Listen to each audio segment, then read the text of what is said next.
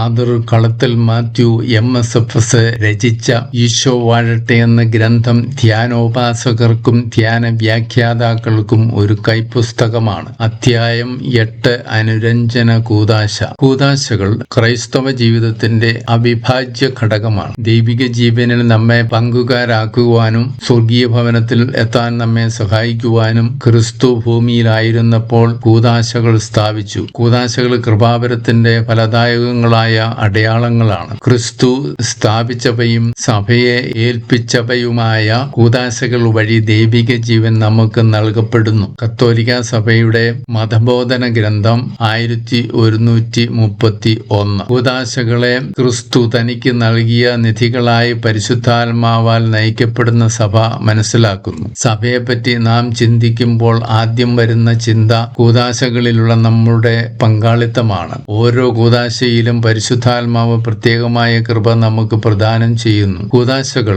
3 വിളികളുമായി ബന്ധപ്പെട്ടിരിക്കുന്നു. വിശുദ്ധിയിലേക്കുള്ള വിളി, ആരാധനയ്ക്കുള്ള വിളി, ധാർമ്മിക മനോഭാവത്തിലേക്കുള്ള വിളി. അതായത് കൃപയുടെ ജീവിതത്തിൽ വളരുവാൻ മനുഷ്യരെ സഹായിക്കുന്ന സഭയുടെ 7 ആരാധനാ കർമ്മങ്ങളാണല്ലോ 7 കൂദാശകൾ. കുമ്പസാരം. ദൈവത്തിനു മാത്രമേ പാപം പൊറുക്കുവാനാവൂ. മർക്കോസ് 2:7. ഭൂമിയിലും മനുഷ്യപുത്രന് പാപങ്ങൾ പൊറുക്കുവാൻ അധികാരമുണ്ട്. മർക്കോസ് 2:10. ഈ അധികാരം അപ്പസ്തോലന്മാർക്ക് ഈശോ കൈമാറുന്നു. യോഹന്നാൻ 20:21 മുതൽ 23 വരെയുള്ള വചനങ്ങൾ. മത്തായി 16:19, മത്തായി 28:18. കൂദാശകളോട് നാം സഹകരിക്കുമ്പോൾ പെസഹ രഹസ്യത്തിന്റെ മഹാത്ഭുതങ്ങൾ നമ്മിൽ സംഭവിക്കുന്നു. കൂദാശകൾ നമ്മെ വിശുദ്ധീകരിക്കുന്നു. അനുരഞ്ജന കൂദാശ ക്രിസ്ത്യാനിക്ക് ദൈവത്തിന്റെ സ്നേഹവും കരുണയും പാപമോചനവും ആത്മാവിൽ വളർച്ചയും നൽകുന്നു. അറിവില്ലായ്മ, പാപബോധമില്ലായ്മ, ഭയം ഇവ മൂലം ക്രിസ്ത്യാനികൾ ഈ കൂദാശ സ്വീകരിക്കാതിരിക്കുകയോ കാലാവധി നീട്ടിക്കൊണ്ടുപോവുകയോ ചെയ്യാറുണ്ട്. സ്വയം ന്യായീകരണം ഒരുവനെ പാപബോധ്യത്തിലേക്ക് നയിക്കുന്നില്ല. പരിസയ മനോഭാവം നമ്മെ ദൈവത്തിന്റെ നീതീകരണത്തിൽ നിന്ന് അകറ്റുന്നു. ലൂക്ക 19:10. ഔദാശികമായ അനുരഞ്ജനം പെസഹ സംഭവം അല്ലെങ്കിൽ രക്ഷ കൂടിയാണ്. ദൈവസ്നേഹത്തിന്റെ പ്രകടമായ തെളിവുകൾ നമ്മിൽ ധാരാളം കണ്ടെത്താം. ലൂക്ക 15:1 മുതൽ 10 വരെ. സക്കേവൂസിന്റെ ഉപമ. ഈ കൂദാശ നമുക്ക് ആത്മീയവും ശാരീരികവും മാനസികപരവുമായ ആരോഗ്യം നൽകുന്നു. നല്ല കുമ്പസാരത്തിനായി 5 കാര്യങ്ങൾ സഭ പഠിപ്പിക്കുന്നു. 1. പാപങ്ങളെല്ലാം ക്രമമായി ഓർക്കുന്നത്. ലഘുപാപം, മാരകപാപം എന്നീ 2 തരത്തിൽ പാപങ്ങളുണ്ട്. കൽപ്പനകളുടെ ലംഘനവും മൂലപാപങ്ങളും ഉണ്ട്. മൂലപാപങ്ങളാണ് അഹങ്കാരം, ദ്രവ്യാഗ്രഹം, മോഹം, കോപം, കൊതി, അസൂയ,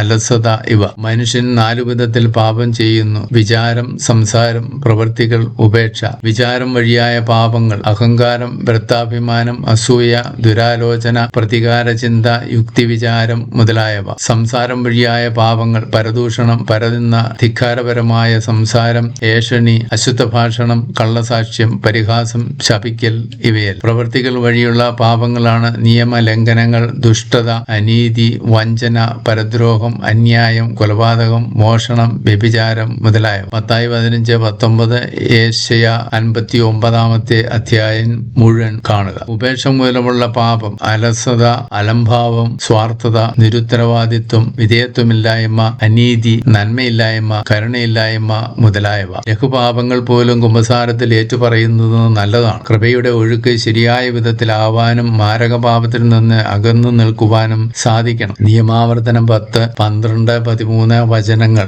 2. പാപങ്ങളെക്കുറിച്ച് ആത്മാർത്ഥമായി പശ്ചാത്തപിക്കുന്നത്. ആത്മാർത്ഥമായി പശ്ചാത്തപിക്കുന്നതിനായി നന്നായി ആത്മപരിശോധന ചെയ്യേണ്ടതുണ്ട്. ജീവിതത്തിലെ പൊരുത്തക്കേടുകൾ കണ്ടെത്തുന്നത് വിജയത്തിലേക്ക് നയിക്കുന്നു. ചില പ്രസക്ത വചനങ്ങളാണ്: യോഹന്നാൻ 6:63, യോഹന്നാൻ 14:6, മർക്കോസ് 8:36 മുതൽ 38 വരെയുള്ള വചനങ്ങൾ. 1 കൊരിന്തോസ് 3:16. നിത്യജീവൻ നഷ്ടമാക്കുന്നതിൽ ഹൃദയം നുറുങ്ങി കരയുന്നതാണ് പശ്ചാത്താപം. അതായത് സൃഷ്ടികർത്താവിൽ നിന്ന് എന്നെ അകറ്റുന്നത് പാപമാണെന്നുള്ള തിരിച്ചറിവും ദൈവത്തിങ്കിലേക്കുള്ള തിരിച്ചുവരവും. സങ്കീർത്തനം 51:17, ഏശയ്യ 66:2, ദാനിയേൽ 3:39. 3. മേലിൽ പാപം ചെയ്യുകയില്ലെന്നുള്ള പ്രതിജ്ഞ. ചെയ്ത പാപങ്ങൾക്ക് പരിഹാര പ്രവൃത്തികൾ സ്വയം കണ്ടുപിടിച്ച് ചെയ്യുക എന്നതാണ് ഇതുകൊണ്ട് അർത്ഥമാക്കുന്നത്. കേൾക്കുന്നത്. ഇനിമേൽ പാപം ചെയ്യുകയില്ല എന്ന് 1000 പ്രാവശ്യം പറഞ്ഞിട്ട് എന്ത് കാര്യം? ഓരോ പാപത്തിനും നഷ്ടപരിഹാരം ഒരുവൻ ചെയ്തേ പറ്റൂ. ആത്മീയവും ശാരീരികവുമായ കാരുണ്യ പ്രവൃത്തികൾ ചെയ്യുന്നതിനുള്ള തീരുമാനമാണ് പ്രതിജ്ഞ.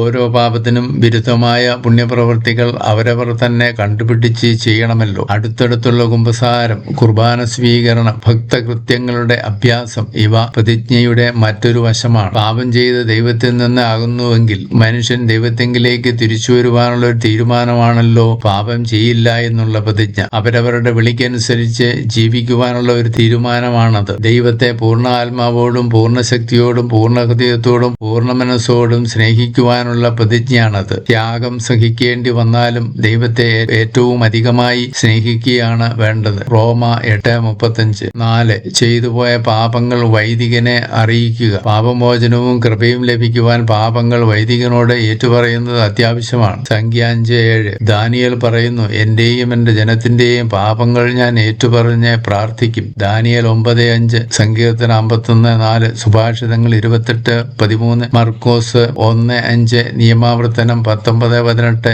ലേവ്യർ 16:21. 1 യോഹന്നാൻ 1:9-10 വചനങ്ങൾ. പ്രഭാഷകൻ 4:26. പല രോഗങ്ങൾക്കും മാനസിക അസുഖങ്ങൾക്കും പാപങ്ങൾ കാരണമായേക്കാം. ആത്മാർത്ഥമായ ഏറ്റുപറച്ചിൽ സൗഖ്യം നൽകുന്നു. തളർവാദ രോഗിയുടെ പാപങ്ങൾ ഈശോ ക്ഷമിച്ചുകൊണ്ട് ശാരീരിക സൗഖ്യത്തിന് വഴിയൊരുക്കുന്നു. മർക്കോസ് 2:1-12 വരെയുള്ള തിരുവചനങ്ങൾ. തെറ്റുകൾ ഏറ്റുപറഞ്ഞും മനസ്സിൽ ക്ഷമിച്ചും നേരിട്ട് ക്ഷമ ചോദിച്ചും ക്ഷമ കൊടുത്തും രമ്യതപ്പെടാം. ദൈവത്തിന്റെ സന്തോഷം, സമാധാനം, മോചനം, വിടുതലുകൾ ഇവ നമുക്ക് നേടാം, അനുഭവിക്കാം. ഗൗരവപരമായ പാപങ്ങൾ കുമ്പസാരത്തിൽ ഏറ്റുപറയണം. വൈദികനിലൂടെ ദൈവം പാപം ക്ഷമിച്ച് മോചനവും അനുഗ്രഹാശിസുകളും നൽകുന്നു. 5. വൈദികൻ കൽപ്പിക്കുന്ന പ്രായശ്ചിത്തം നിറവേറ്റുക. ഇത് കൂദാശയ്ക്കെടുത്ത അനുഭവത്തിന് അത്യാവശ്യമാണ്. ലൂക്ക 19:8 സക്കൈവൂസ് സ്വയം തനിക്ക് വേണ്ടി പ്രായശ്ചിത്തം പറയുന്നുണ്ട്. ഉചിതമായി പ്രായശ്ചിത്തം ചെയ്യേണ്ടത് നമ്മുടെ ഉത്തരവാദിത്തമാണ്. പ്രഭാഷകൻ 3:30. ഉചിതമായ പരിഹാരം ചെയ്യുന്നത് അനന്തര